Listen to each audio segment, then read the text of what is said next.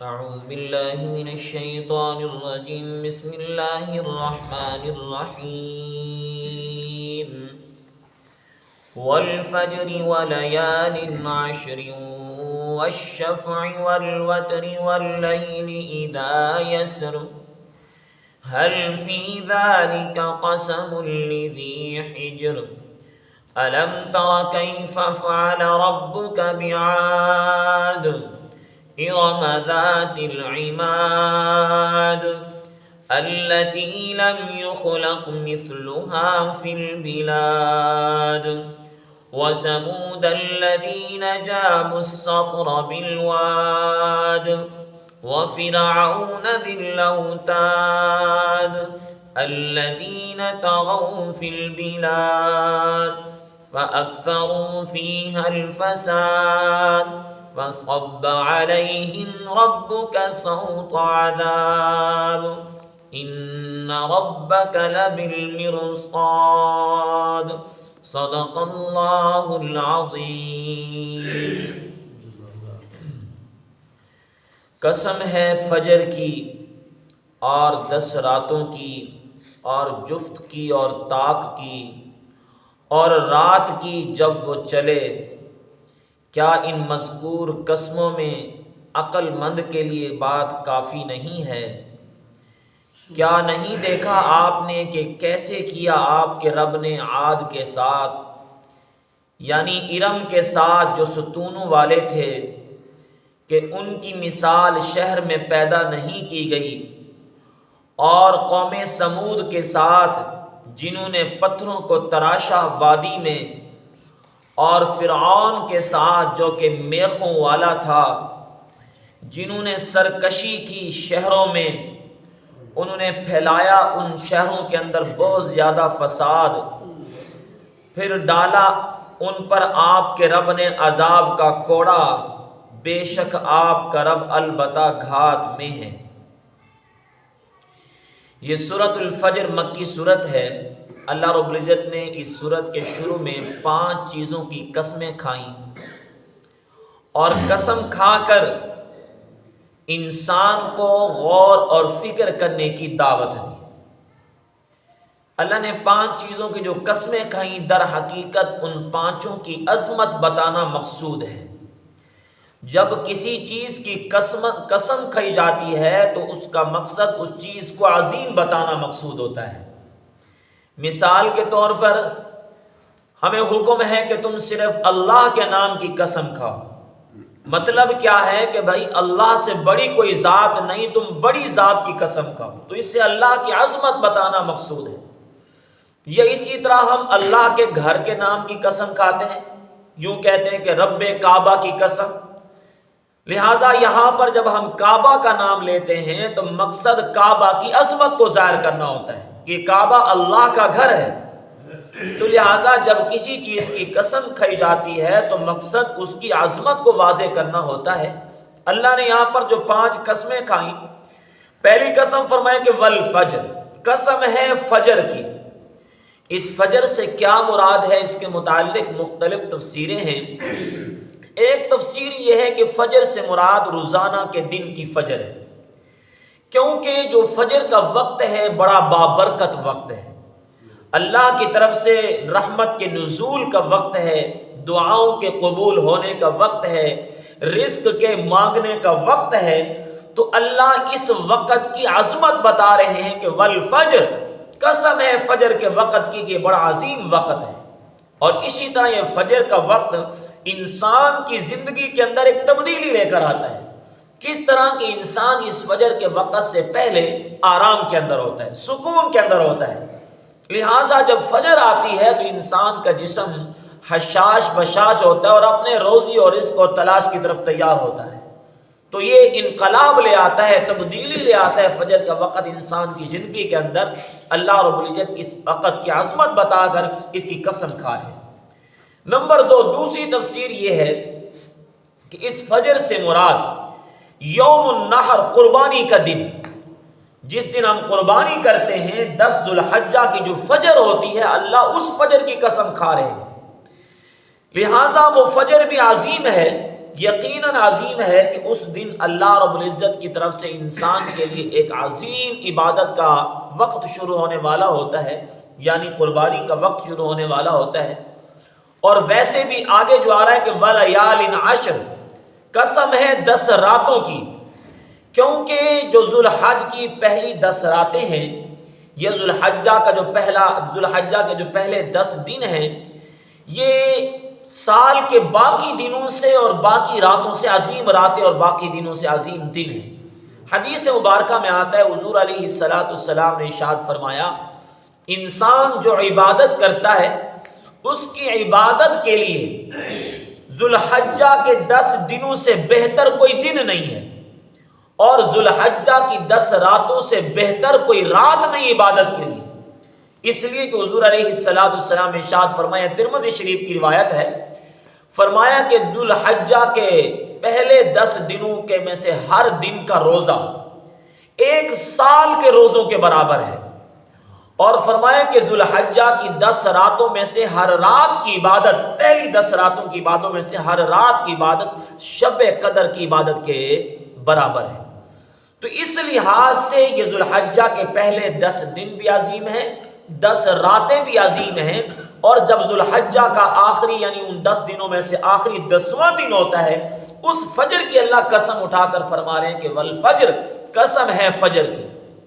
اور اسی طرح ایک تفسیر کے مطابق محرم کی جو پہلی تاریخ ہوتی ہے، محرم جو اسلامی سال کا ہمارا پہلا مہینہ ہوتا ہے جس سے ہمارا سال شروع ہوتا ہے، اس کی جو پہلی تاریخ ہوتی ہے اور پہلی فجر ہوتی ہے، اللہ اس کی قسم اٹھا رہے ہیں کہ اب تمہاری زندگی کا ایک نیا سال شروع ہو گیا ہے، لہٰذا اب اپنی زندگی کے اندر تم ایک تبدیلی لے کر آؤ کہ تم زندگی کا بہت سارا وقت گزار چکے ہو، اس وقت میں تم کتنا اپنے رب کو راضی کر چکے ہو، کتنا تم سے ایسی نافرمانیاں ہو گئی جس سے تمہارا اللہ تم سے ناراض ہوا، اب اپنی زندگی کی تبدیلی کی طرف آ جاؤ۔ اللہ قسم اٹھا کر فرما رہے ہیں، یقیناً جب ہماری زندگی کا ایک سال کم ہوتا ہے اور ایک نیا سال شروع ہوتا ہے تو ہم اس وقت نہ موت کی طرف چلے جاتے ہیں، موت کے قریب چلے جاتے ہیں۔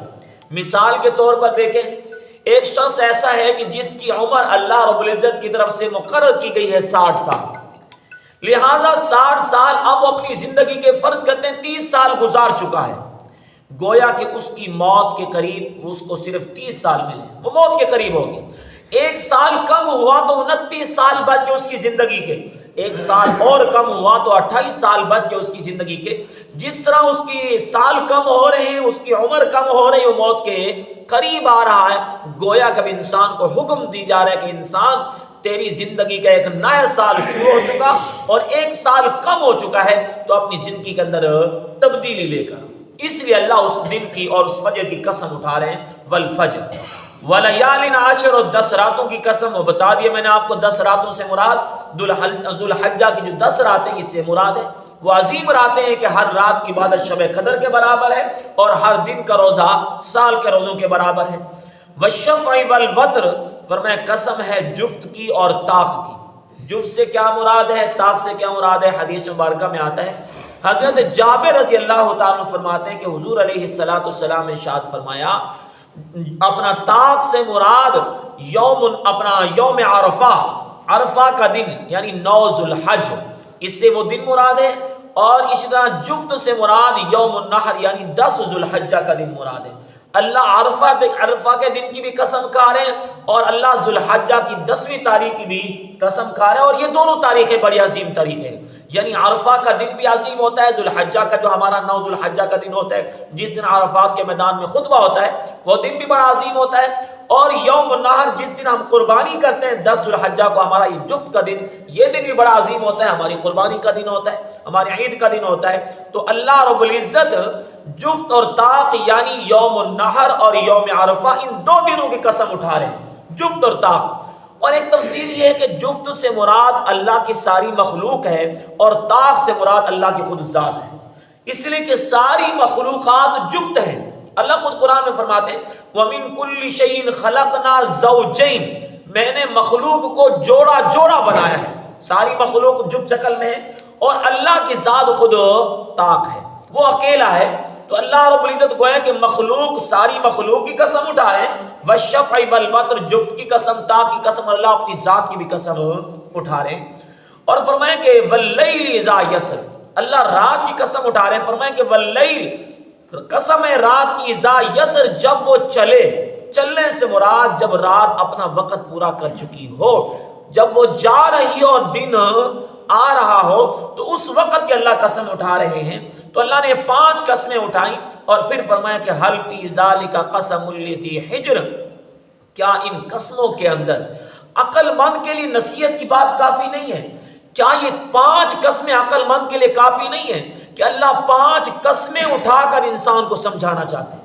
کیا فرمایا کہ الم تر کیف فعل ربک بعاد، کیا آپ نے نہیں دیکھا اللہ نے قوم عاد کے ساتھ کیا کیا؟ ارم ذات العماد، اللہ نے ارم کے ساتھ جو ستون والے تھے کیا کیا ہے؟ قوم عاد اور قوم ارم اور قوم سمود در حقیقت ان کی بنیاد جو ہے نا، حضرت نوح علیہ السلام کے بیٹے تھے سام، سام کے ایک بیٹے کا نام تھا ارم، لہذا پھر ارم کے 2 بیٹے تھے، ایک کا نام آس تھا اور ایک کا نام عابر تھا۔ آس کے بیٹے کا نام عاد، جس سے قوم عاد مشہور ہوئی، اور جو آس کا بیٹا دوسرا عابر تھا، اس کا بیٹا تھا سمود، جس سے قوم سمود مشہور ہے۔ دونوں بیٹے، بنیاد در حقیقت حضرت نوح علیہ السلام کے بیٹے سام ہیں۔ تو اللہ دونوں کے متعلق فرما رہے ہیں کہ آپ کو پتا ہے کہ اللہ نے قوم عاد کے ساتھ کیا کیا، اور وثمود الذین، اللہ نے قوم سمود کے ساتھ کیا کیا۔ حضرت ہود علیہ السلام کو اللہ رب العزت نے قوم عاد کے لیے نبی بنا کر بھیجا تھا، اور حضرت صالح علیہ السلام کو اللہ تعالیٰ نے قوم سمود کے لیے نبی بنا کر بھیجا تھا۔ تو ان لوگوں نے اس نبی کی مخالفت کی، اللہ کے احکامات کی مخالفت کی، تو اللہ نے پھر کس طرح انہیں ذلیل کیا، اللہ کا عذاب کس طرح آیا۔ تو اس قوم کا تذکرہ کر کے امت محمدیہ کو عبرت اور نصیحت دلانا مقصود ہے۔ کیا آپ کو نہیں پتا کہ اللہ نے قوم عاد کے ساتھ کیا کیا تھا؟ اب قوم عاد کیسی قوم تھی؟ اللہ نے خود بتایا کہ ارم ذات العماد، ستونوں والی تھی، کہ ان کے قد اتنے بڑے تھے جیسے ایک بڑا ستون ہوتا ہے، کھجور کا درخت بڑا لمبا ہوتا ہے، ان کا بڑا قد تھا۔ اسرائیلی روایات کے مطابق نا یہ 30 گز اتنا بڑا قد ان کا تھا، بڑے لمبے قد والے تھے۔ اللہ خود یہاں پر فرما رہے ہیں کہ التی لم یخلق مثلھا، ان جیسی تخلیق مخلوق کی میں نے کسی کی نہیں کی، یعنی جس طرح یہ بڑے قد والے تھے نا، اس طرح کوئی اور بڑے قد والا نہیں تھا، اتنے بڑے قد والے۔ اور بلکہ اللہ نے قرآن مجید کی ایک جگہ میں یوں فرمایا کہ ان جیسی طاقت والا میں نے کسی کو نہیں بنایا۔ ان کی طاقت کے مطابق دنیا میں کوئی دوسرا انسان پیدا نہیں ہوا کہ ایسے طاقتور لوگ تھے کہ یہ پتھروں کو اپنے ہاتھوں سے توڑا کرتے تھے، تراشا کرتے تھے۔ قوم سمود کے متعلق نے خود فرمایا کہ وَثَمُودَ الَّذِينَ جَابُوا الصَّخْرَ بِالْوَادِ، کہ آپ کو نہیں پتا قوم سمود جو کہ پتھروں کو تراشا کرتی تھی، ہاتھوں کے ساتھ تراشا کرتے تھے، ایسے طاقتور لوگ تھے لیکن اللہ کے عذاب سے بچ نہ سکے۔ اور ایک دوسرا مطلب یہاں پر ارم ذات العماد کا مفسرین نے لکھا کہ ارم ذات العماد، آپ کو نہیں پتا اللہ نے ارم کے ساتھ کیا کیا جو کہ ستون والا تھا۔ اس ارم سے مراد نا عاد کا ایک بیٹا تھا جس کا نام شداد تھا، آپ جانتے ہوں گے، جس نے اپنی جنت بنائی تھی، یہ عاد کا بیٹا تھا۔